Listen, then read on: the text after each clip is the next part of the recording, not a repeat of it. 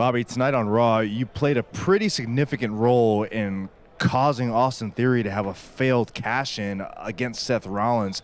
Can you provide some insight into why you did what you did? Is that what happened? I caused him the loss. He cashed. Look, I don't care about any of this stuff because at the end of the day, my title was stolen from me. And from now until I get it back, I'm kicking everybody's ass that stands in my way. I could care less. I'm not about winning matches right now. I'm just about hurting people and making people pay for what they did to me, because when it happened to me, everybody was out there cheering, right? When Seth came in after Brock jumped on me, he came in and cashed it in, and he took my title from me, and everybody was cool with that. But now that I go out there and do what I have to do in order to be right back on top, then now people have a problem with it. You know what? I could care less. I'm going to have fun kicking everybody's ass until I get my title back. Break the rules, break the laws. This is the moment we change it all. Break the rules, break the laws. This is the moment we change it all.